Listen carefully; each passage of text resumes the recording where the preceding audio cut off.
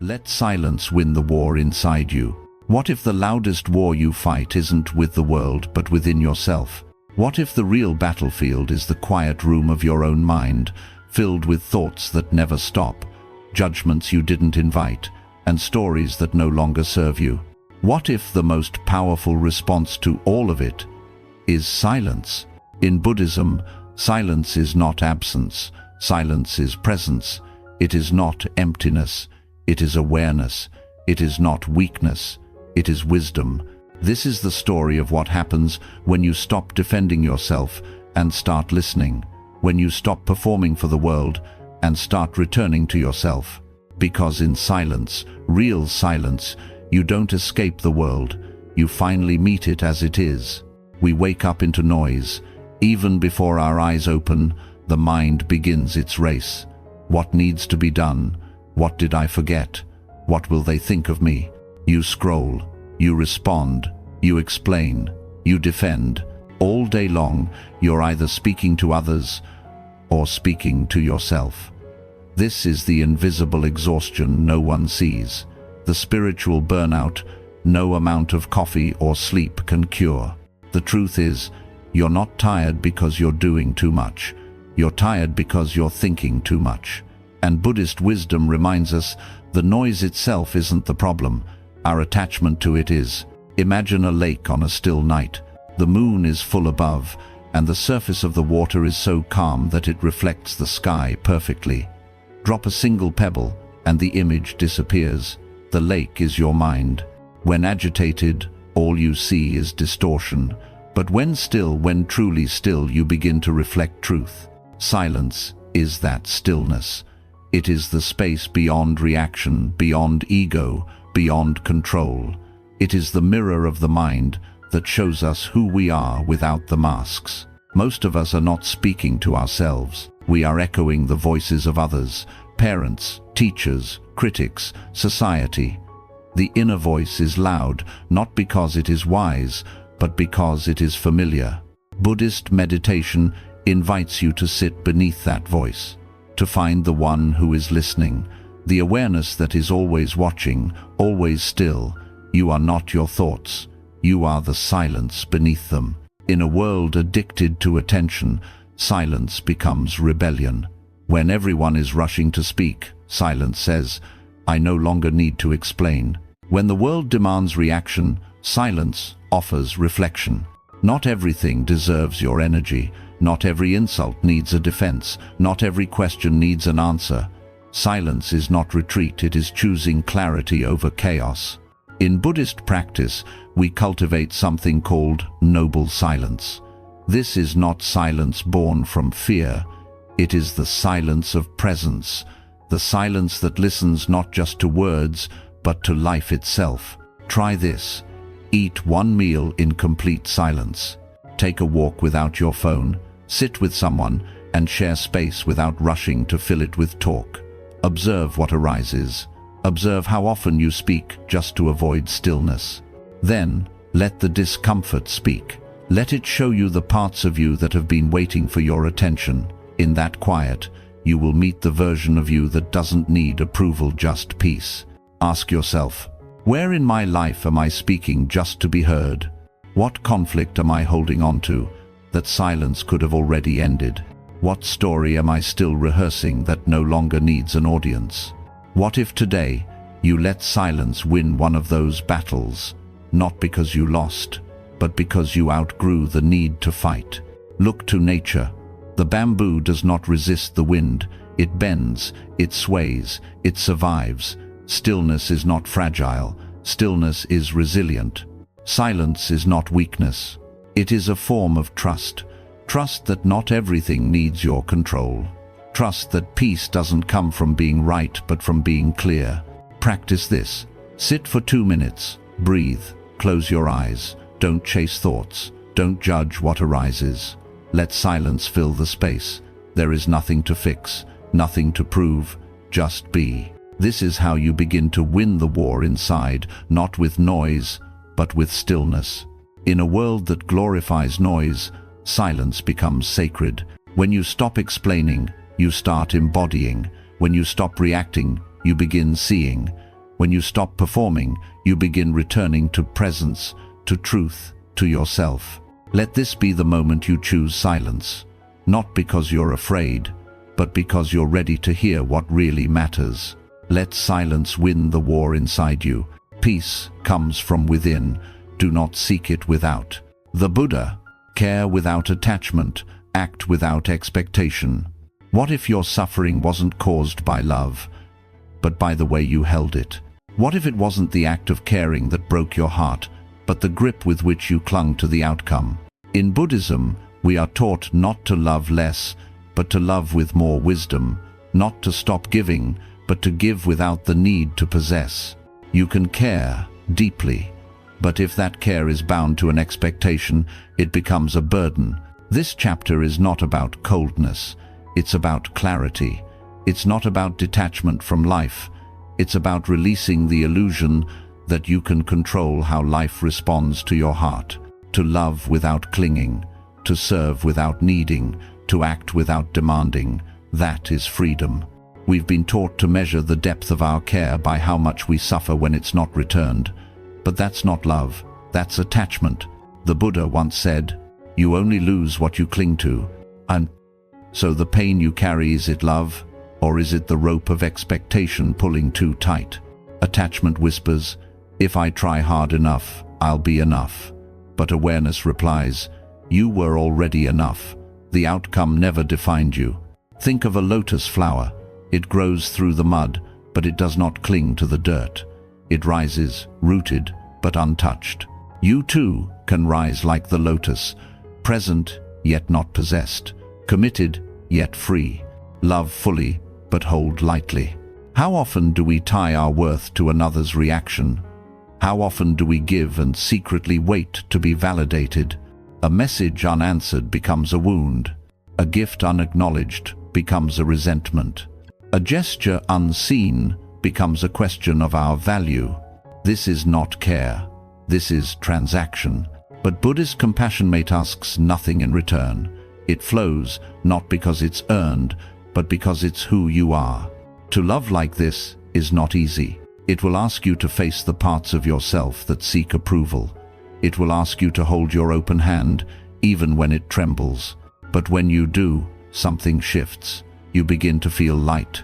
You begin to feel whole, because you're no longer waiting to be completed by someone else. You're just loving, freely, and that's enough. Ask yourself, what am I clinging to that is now causing me pain? What result am I demanding in order to feel worthy? What would it feel like to give and let go? This is not giving up. This is giving back to yourself. There's a story in Buddhist tradition. A man gives water to a traveler passing by. The traveler does not stop to say thank you. He continues on. The man smiles anyway. Someone asks him, "Aren't you upset he didn't acknowledge you?" He replies, "My peace was in the giving, not the receiving." Can you live like that? When you act from your center, the world's response loses its grip on your mood. You become grounded. Not because life always gives you what you want, but because you no longer expect it to. This is not detachment from love. It is detachment from control. Let your care be deep, but let it breathe. Let your love be strong, but let it be soft. And most importantly, let your peace be independent of their answer. Because when you stop tying your happiness to results, you become unshakable. And when you become unshakable, you finally become free. Practice this. Offer one act of kindness today with no one watching, no credit, no applause, just pure giving. Then ask your heart, did it feel lighter?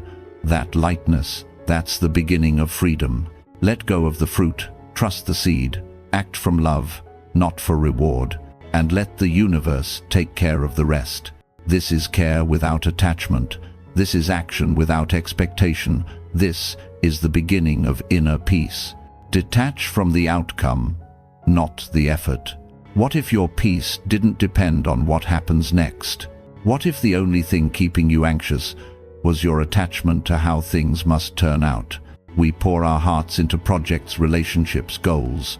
But somewhere along the way, we begin to believe that the outcome defines the value of our effort. We chase results. We tie our worth to what we achieve. But Buddhism offers a quieter, deeper truth. You are not entitled to the fruit of your actions, only to your actions themselves. This is the wisdom of non-attachment, not detachment from effort, but detachment from outcome. You still plant the seed, you still water it, you still tend to the soil, but you release the need to force the bloom. You let go of control not because you don't care, but because you trust. You trust the process, you trust the timing, you trust that your peace does not have to wait until the result arrives.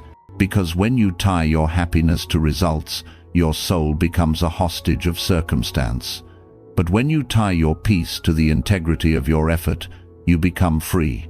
Ask yourself, where am I waiting for life to validate me before I feel enough? What am I chasing so hard that I've forgotten to enjoy the journey? What would it feel like to give your best and let go? Imagine a river. It does not question whether it will reach the ocean. It flows, it trusts, it moves from its own source. So must you. The Buddha taught, the work is yours alone, no one else can do it for you. That work the pure, present, honest effort is, where fulfillment lives. Not in applause, not in recognition, not even in success, but in alignment. When your actions are aligned with your truth, you no longer need a reward to feel complete. You no longer need every door to open. You just need to know you knocked with sincerity. Let your doing rise from being. Let your striving be replaced by sacred participation. Don't just chase outcomes. Show up for the practice. The act of showing up fully is enough. You begin to experience life not as a transaction, but as devotion. Not as something to win, but as something to serve. And the moment you release your grip on the future, life begins to unfold in ways you never could have scripted, because you stopped demanding it and started dancing with it. This doesn't mean you stop caring. It means you stop clinging. You still give your all, but your all is no longer a contract, it's a gift. You still work hard, but you no longer abandon yourself just to earn validation. You trust that every breath offered in presence plants a seed of awakening. So ask yourself, what if your worth was not tied to the finish line? What if every step along the way was already sacred? What would it mean to succeed on the inside even before the outside catches up? Let go of the fruit, offer the labor. Let go of the praise, offer your presence. Let go of the reward, offer your truth. Because when you detach from the outcome, but not the effort, you find peace not in the finish, but in the way you walk the path. Protect your energy like sacred fire. What if your peace wasn't something to find, but something to guard? What if the reason you feel drained isn't because life is too much, but because you give away your energy too freely?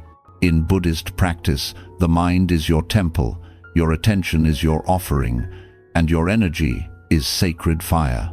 Yet every day, you let that fire flicker under winds you didn't invite. Conversations that leave you empty, thoughts that spiral into nowhere, expectations that were never yours to carry. You don't need more energy, you need fewer leaks. Your energy is the currency of your spirit, and every moment you are spending it somewhere. Are you investing it with care, or letting it be stolen by noise? Ask yourself, what thoughts drain me just by thinking them? Who am I constantly trying to prove myself to? What part of my day leaves me feeling lighter and what part leaves me dimmed? Not everyone deserves access to your inner world. Not every idea deserves your attention. Not every moment needs your reaction. When the Buddha spoke of wise attention yogis, Manasi Karahe pointed to the gatekeeper of liberation. Because where your attention goes, your energy flows.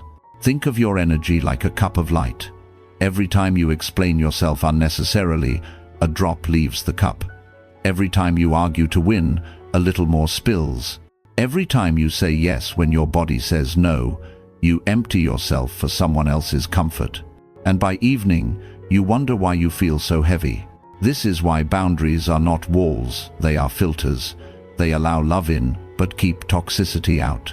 They are the quiet decision to honor your own capacity. You are not here to burn out for others.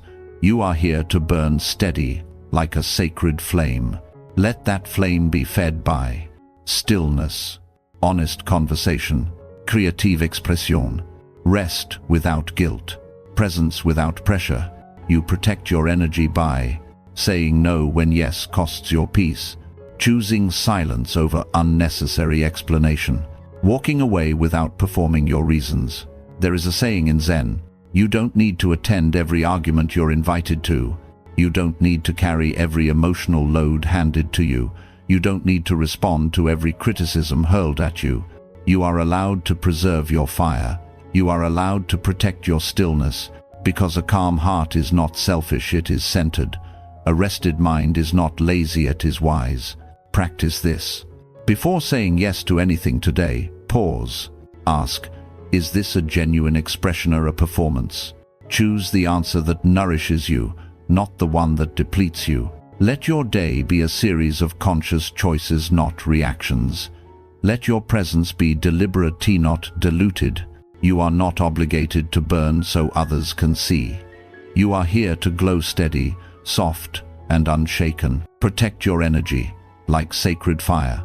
Make peace with being misunderstood. What if being misunderstood wasn't a problem, but part of the path? What if the reason your peace is slipping through your fingers is because you're still trying to be understood by people who no longer recognize the person you've become? In Buddhism, we are reminded that attachment to identity is one of the great sources of suffering, and nowhere is that more tested than when the world no longer sees us the way it used to.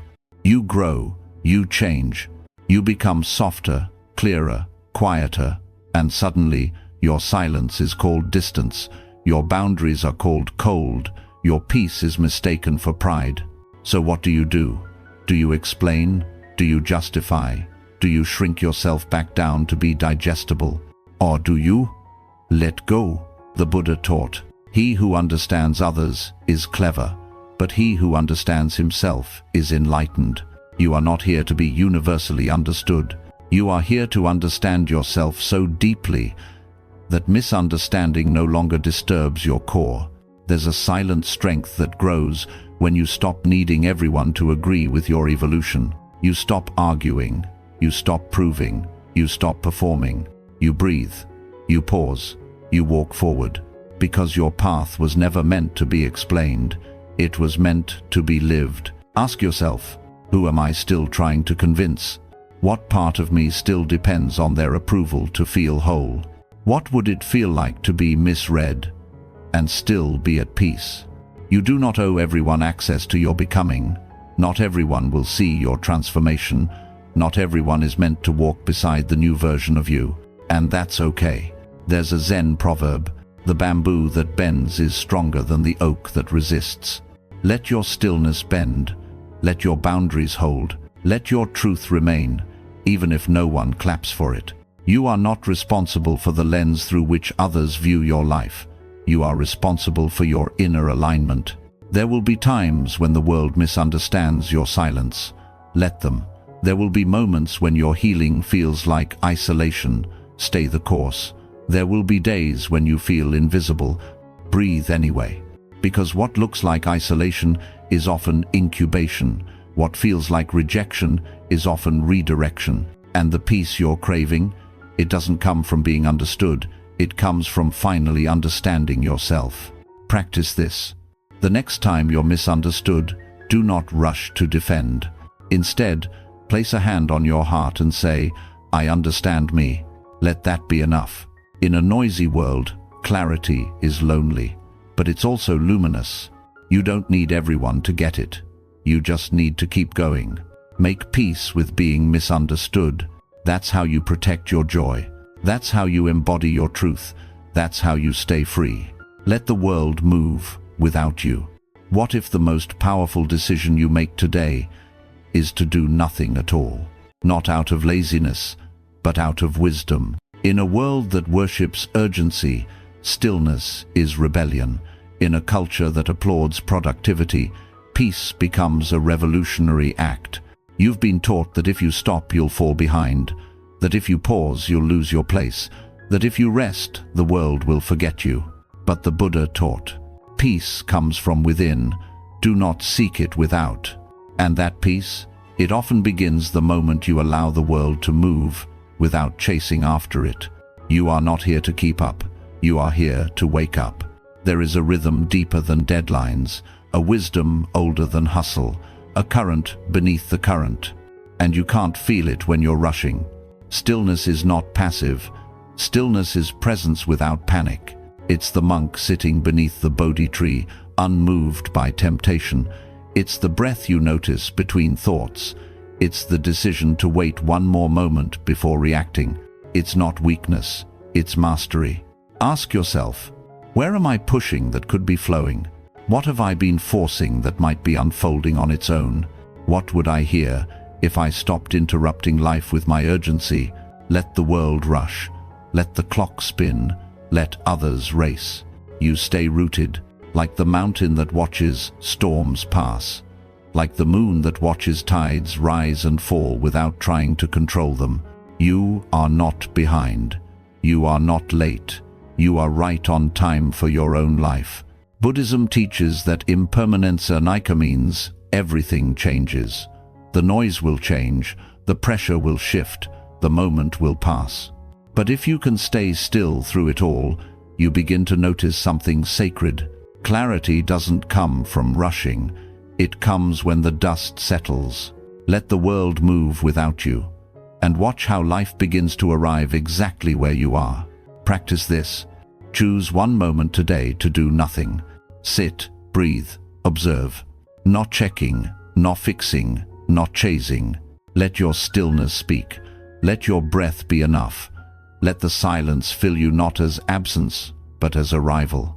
Because the deeper path is never the loudest, and the most meaningful moments are often the ones you didn't rush to create. Let the world move without you, and return to the only place you've ever truly belonged. Here, now, within. Release the burden of being liked. What if being liked was never your purpose? What if the pressure you feel to fit in, to be approved, to be acceptable, the very thing keeping you from being real? In a world addicted to applause, authenticity becomes a courageous act. You smile when you want to cry. You nod when your soul says no. You shrink, shape, and smooth your edges just to be palatable. But Buddhist wisdom asks, why trade your truth for approval? The self that performs may be liked, but only the self that's honest can be free. We learn early. Be good, be polite, be easy to understand. But every time you sacrifice truth for harmony, you chip away at your own center. And one day, you wake up and realize you've curated a life that looks pleasing on the outside, but inside you feel like a stranger to yourself. Ask yourself, where am I still performing? Who do I become just to avoid judgment? What part of me have I silenced to stay liked? The Buddha didn't seek popularity. He walked away from the palace. He questioned comfort. He challenged norms. Peace doesn't require a fan club. It requires self-honesty. You do not need to be everyone's version of good. You need to be your version of real. There will be people who misunderstand your silence, people who misread your stillness, people who walk away when you stop playing a role that made them comfortable. Let them. Because when you release the burden of being liked, you begin to live, not louder, but clearer. Not for applause, but for alignment. You speak less, but you say more. You show up fully, not perfectly. You say no without guilt. And slowly, you remember, the one person who needs to like you is you. Practice this. Spend 5 minutes today in silence. Ask yourself, who am I when no one is watching? Can I be proud of that person? Not because they're polished, but because they're real. You don't have to be impressive. You have to be honest. When you release the burden of being liked, you make space for something deeper. Respect, self-trust, and peace that doesn't vanish when the room goes quiet. You were not born to be liked. You were born to be true. Stop collecting emotional debt. What if the heaviness you carry isn't coming from life itself, but from what you refuse to let go of? You don't see it, but every unspoken resentment adds weight. Every replayed argument adds noise. Every grudge you cradle like a shield adds one more lock to the doors of your peace. In Buddhist wisdom, pain is inevitable, but suffering is optional. Suffering is what happens when we clutch the memory of pain and refuse to release it. You will not be punished for your anger. You will be punished by your anger. The Buddha. So many of us are drowning in emotional debt-carrying wounds that no longer belong to the present moment. We hold on to people who left, to apologies that never came, to stories we've told ourselves so many times we can't see the truth beneath them. But what is all this really doing to us? It keeps us stuck. It clutters our hearts. It blocks the flow of joy. And the irony? We think letting go is weakness, but truly, letting go is the most powerful form of self-respect. It says, I deserve to be free. I don't need to carry what they didn't take responsibility for. I choose to return to peace even if closure never comes. Ask yourself, what emotion have I carried for too long? Whose story am I still telling in my mind? What pain have I used to define me? Now ask this, am I ready to set it down? You don't have to carry everything that's ever happened to you. You don't have to keep reopening the wound just to prove it was real. You are allowed to end a chapter without finishing the sentence. You are allowed to put the pain down even if no one apologized. You are allowed to walk away from memory and into the present. This is the invitation. Stop collecting emotional debt. Stop paying interest on something that already hurt enough the first time. Begin to forgive not because they deserve it, but because you deserve your peace. Begin to forget not by erasing the past, but by choosing not to feed it any longer. Begin to feel not the hurt, but the healing that's been waiting beneath the rubble. Practice this. Sit with your breath for 5 minutes. Visualize each lingering hurt as a stone in your lap. One by one, imagine lifting each stone and gently setting it beside you. Feel how much lighter you are, even with nothing added. That's the magic of release. It doesn't give you more. It reveals what was always underneath: your light, your softness, your peace. Stop collecting emotional debt. You were never meant to be a storage unit for pain. You were meant to feel, to heal, to rise, and to walk forward lighter, clearer, free. Practice emotional minimalism. What if your heart wasn't heavy because of what's happening now, but because of what you haven't cleared for years? We declutter our homes, we detox our diets, we even tidy our inboxes. But the most sacred space we forget to clear is our emotional life. In Buddhist wisdom, peace doesn't require more. It asks for less reactivity, less grasping, less noise. Let go of what does not serve you. Lighten the heart, and the path becomes clear. This is emotional minimalism, not the absence of feeling, but the presence of awareness. You feel, but you don't drown. You listen, but you don't absorb everything. You love, but you don't lose yourself. Ask yourself, what emotions am I carrying that are not mine? What stories do I replay that no longer reflect who I am? What do I believe I have to hold that's actually optional? Many of us are emotionally overloaded, not because we're weak, but because we've never been taught how to filter. We pick up our parents' fears, society's expectations, friends' emotions, strangers' judgments, and without even realizing it, we carry all of it. But you are not a container, you are a channel. Let the emotion move through you, not build a home inside you. Let the opinions be seen, but not stored. Let the energy pass, but not define you. Emotional minimalism is the quiet art of saying, this does not belong in my heart.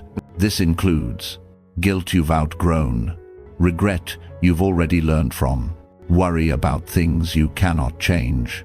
This includes the need to fix, to please, to rescue everyone around you.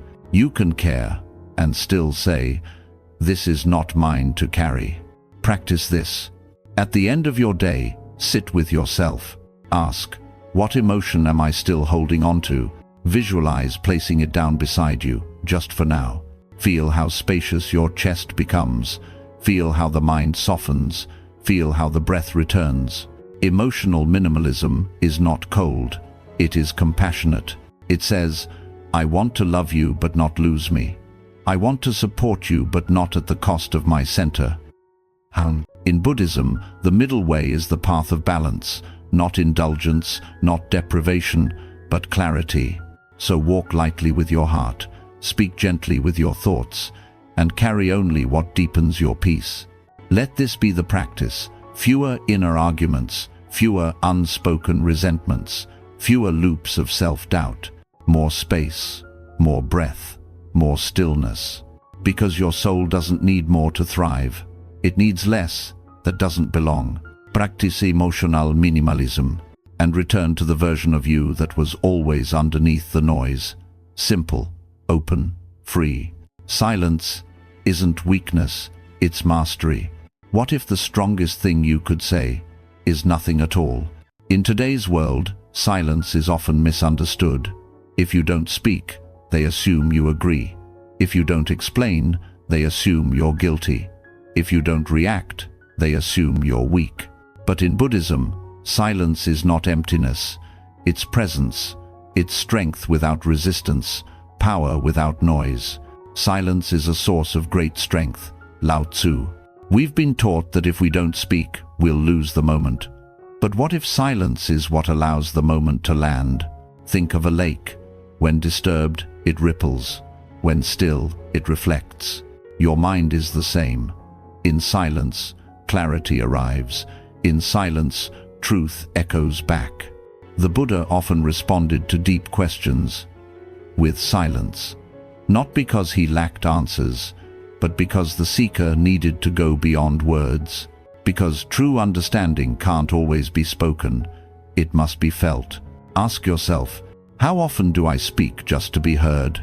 What would happen if I allowed silence to say more than my defense ever could?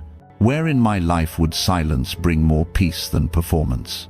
Silence isn't retreat, it's alignment. You protect your energy not just by what you say yes or no to, but by what you simply let pass. You don't need to attend every debate you're invited to. You don't need to explain every boundary. You don't need to react to every opinion. Silence is a filter, a sacred boundary, a mirror that reflects without absorbing. And in your stillness, something sacred happens. You hear your own voice beneath the noise. You trust your intuition without external confirmation. You grow not louder, but deeper. Practice this. Choose one moment today not to reply. Let the space speak. Let stillness hold the answer. Speak when it improves the silence. Act when it aligns with your truth. And rest in the knowing that silence is not your absence, it's your presence amplified. You don't have to raise your voice to prove your point. You don't have to speak first to be right. You don't have to explain your piece to those committed to misunderstanding it. Mastery is not in domination, it's in restraint. Let your silence speak for you. Let your calm unsettle what chaos never could. Because silence isn't weakness, it's wisdom made visible. You were never meant to carry it all. If you've made it here, it means something inside you already knows. There is a gentler way to live, a quieter path that doesn't require you to run faster, shout louder, or hold tighter. Buddhist wisdom does not ask you to escape the world. It asks you to return to yourself, to sit beside your breath, to watch your thoughts without judgment, to care without clinging, to act without demand. And above all, to trust. Trust that you are held, even when the future is unclear. Trust that you are enough, even when the world doesn't applaud. Trust that your value was never based on performance, outcome, or perfection. The world will continue to rush, to spin, to demand, but you no longer have to, because you've remembered something most forget. Peace isn't something you find, it's something you protect. By letting go, by needing less, by listening more, you were never meant to carry it all. Not every opinion, not every outcome, not every expectation. You were meant to move lightly, to love deeply, to breathe fully. You were meant to live not from fear, but from awareness. So as you close this final page, don't look for more to chase. Look for what you're finally ready to release. Because when you stop gripping, life begins flowing, and what was always meant for you can finally arrive. Return to your breath. Return to your center. Return to the peace that was never gone, just buried beneath the noise. This is your life. Quiet, sacred, whole. Walk it gently.